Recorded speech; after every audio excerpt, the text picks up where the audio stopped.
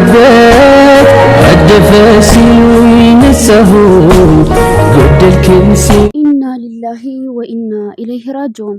አሰላሙ አለይኩም ወራህመቱላሂ ወበረካቱ። ውድና የተከበራችሁ የፋንድሻ ቤተሰቦች እንዴት ናችሁ? ሰላም ናችሁ? እኔ ደህና ነኝ። ዛሬ እንግዲህ ከደሴ ወደ አዲስ አበባ የሚሄድ ሀረጎ ዳገት ላይ በመገልበጥ 60 ሰዎች አደጋ ደርሶባቸው አሁን ላይ ቁጥሩ ወደ 30 የደረሱት በህይወት እንደሌሉ ሆስፒታል የሚገቡት ከስር እየሞቱ እንደሆነ አሁን መረጃ እየወጣ ነው። እንግዲህ አላህ ይሶብራቸው፣ እነሱንም አላህ የጀነት ይበላቸው። ሌላ ምን ይባላል? ወላሂ በጣም ነው የሚያሳዝነው። እኔ ሀረጎ ዳገት የሚባልን ነገር ጥሎብኛል። ወደውም ወላሂ ውዶቼ በጣም ነው የምፈራው። እኔ ደሴ እህት አለችና ደሴ አግብታ መስኖር ሁሉ ጊዜ እሷ ቤት ክረምት አያት ነበር ሄጄና ከኬሚሴ ደሴ ሰድ ሁሉ ጊዜ ክረምት በቃ ወላሂ አባቴ ጋር ነው የምንሄደው ልናያት። በቃ አባቴ ላይ እንደዚህ ብዬ ወርታሽ ማትነው ፊቴን ሸፍኛ አባቴ ላይ ነበር የምተኛውና በቃ ሀረጎ አልቋል። አሁን ቀና ቤስባል ነው ቀና የምባለው። ገና ከመጀመሪያ ሀረጎ ልንገባ ስንል ተደፊ ደረስን እባላለሁ፣ እደፋለሁ። ደስ የገባን ቀና ቤስባል ቀና እላለሁ። ሀረጎን ሳልፎ ማለት ነው። በጣም ነው የምፈራው፣ በጣም ነው የምጠላው። ላ ሐውለ ወላ ቁወተ ኢላ ቢላህ። ወላሂ አሁን ራስ ስሙን ስጠራ እያቅለሸለሽኝ ነው። ልቤን ያጥወለውለኛል። በቃ እንዴት እንደሚያስጠላ እንዴት አስባችሁታል? አንድ ህዝብ አመላላሽ አውቶቡስ ሙሉውን እኮ ነው የተከሰከሱ ሙሉውን።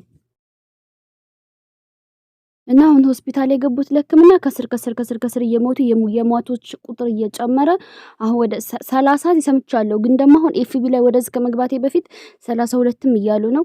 እኔ ግን 30 ስለሰማው ስለ 30 ለውራ ደግሞ ቀጣዩን ሰማ እመጣለሁ።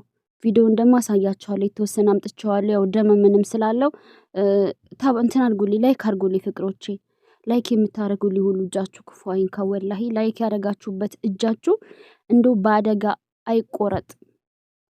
ከእንደዚህ አይነት ሙሲባ አደጋ ላይ ጠብቃችሁ እናንተን ቤተሰቦቻችሁንም። አያችሁ ህይወት እንደዚህ ነው ውዶች። ወላሂ እኛ ረጅም ነገር እናቅዳለን። የሆነሽ ነገር ኖረን በቃ እናንልም። ይሄን እናገኝ፣ ይሄን ልጨምር፣ ቆይ ሄጄ እንደዚህ የምቀመጥበት፣ ይሄ ይኑረኝ፣ ይሄ እንደዚህ ላደርግ። እንደዚህ እየተባባለ ሰው የተነፋፈቀ እንኳን አብሮ ሳይኖር እንደዚህ በቅጽበት ቤተሰብ ይታጣል፣ ራስን ይታጣል። ወላላዚ እኛ እኮ የምኖር እኮ የነበረብን እኮ ትንሽ አይደለም የቆርቆሮ ቤት፣ የሳር ቤት ወላሂ ላዚም የሳር ቤት አላህ ከሰጠን የሳር ቤቷን ጽድት ታድርገን ፍክት ታድርገን አላህ በሰጠን ውሃ እያጣጠብን እሷ ውስጥ ብንኖር እኮ ለኛ በቂና ለዱንያ ህይወት እኮ አጭር እኮ ነች ፍቅሮቼ። በሆነ ቅጽበት በቃ ልምት ያለሽ ወይ ቤተሰብሽን ይላል። ቪዲዮ ላስገባላችሁ ለምስላችሁ እንደዛ ምላችሁ። እኛ ረዣዥም አላማ ይዘን በቃ ትላልቅ ነገር ይዘን ይኸው መቼም አልኖርም በሀገራችን ከቤተሰቦቻችን ጋር መቼም አልኖርም። በቃ እንደዚህ ብክን እንላለን ወይ እነሱ እንደዚህ ሲጓጓዙ እናጣቸዋለን ወይ ራሳችን እናጣለን። በቃ ያ አላህ ያ ረቢ ያግራልን። እንደው መቼ ነው አብረን እንኳን ለምስላችሁ እንደዚህ ያልኩት። እዚህ አንድ ልጅ አባቷ ፍየል ምናምን የሚነግር ነው ያሉት። እንግዲህ ኤፍቢ ላይ ተጽፎ አይቼ ነውና ነጋዴ ነው አባቷ እና አባቷን አታለች። ፈጡማ ናት። ፖስት አይታችሁታል። ያንን ፖስት ያላየ የለም ብዙ ሰው እንትን ይሉታል። ፈጡማ ነው የሚለው እየተነጋገሩበት ነው እሱ ላይ። አሁን ምንድነው የሚሰማት እሷ? አስቡት። ስድናት ያለች ተብሏል። እንደዚህ አባቷ ስታጣ ለሐውለ ወላ ቁወተ ኢላ ቢላሂ አልዓሊዩል ዐዚም። እነዚህ ተሳፋሪዎች ሁሉ እንግዲህ አብዛኛው ነጋዴ ታሞ ሊታከም አዲስ አበባ የሚሄድ አስባችሁታል ውዶቼ። ክፍለ ሀገር የወሉ ሰው ናቸው። አዲስ አበባ ሊታከሙ እየሄዱ ነው እንግዲህ ታመው ማለት ነው። ልጆቻቸው ሊያሳክሙ የሚሄዱ አሉ። ልጆቻቸውን ሳም አድርገው እመለስልሻለሁኝ ነገ እመጣለሁ። መቼም በአንድ ቀን ሄደው በአንድ ቀን ስለማይመለሱ ወይ አንድ ቀን አድረው ወይ 3 ቀን አድረው ነው የሚመጡት።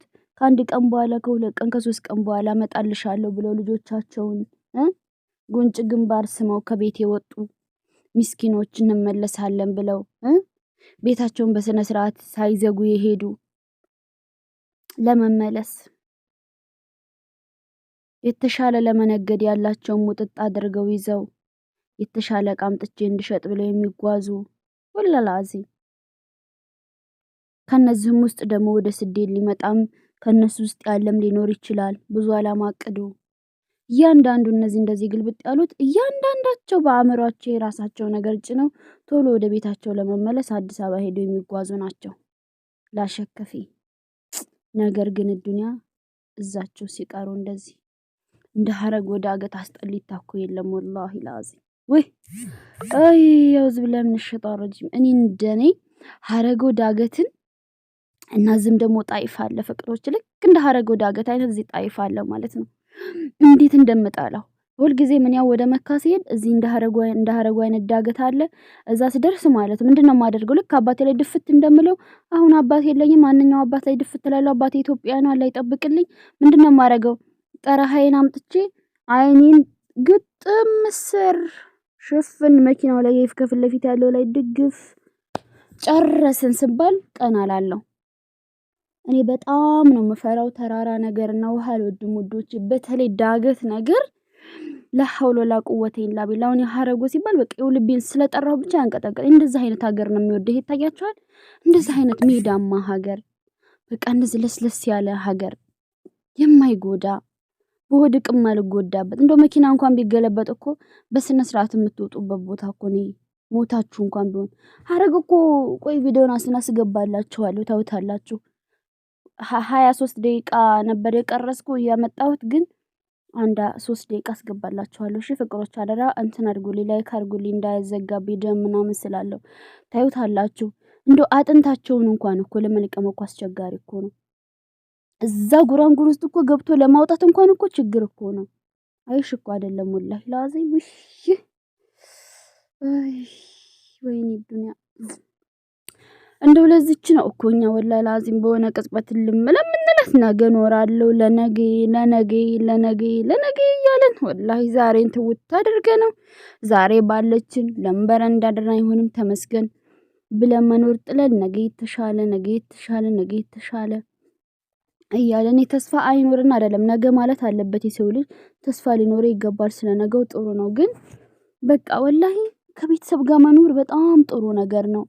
ዱንያ ምንም አትሞላ በሆነ ቅጽበት ስናጣቸው ምን ነው እንደዚህ ትንሽ እንኳን ብራቸው ኖሬ ቢሆን እኮ ጨምራለሁ ብዬ እኮ ነው እኔ እኮ የተሻለ ነገር አመጣለሁ ብዬ ነው ምናምን እያሉ ከመቆጨት በቃ ባለችው ነገር ከቤተሰብ ጋር ለመኖር መሞከር አለብን። እስኪ ያለ ሀገር አለ ሁላችንም። እኛ ስደት ከወጣን በኋላ ሀገር መመለስ አስጠላን። ስደት እንደመጣን ደግሞ ስደት አስጠልቱን ቶሎ ነው መቼ 2 አመት ሞልቼ ሀገር የመመለሰው ብለን ስናለቅስ እንዳልነበረ አሁን ደግሞ ስደት ስንቆይ ሀገር መመለስ የሚባለው ነገር ጥልት በቃ ስግብግብ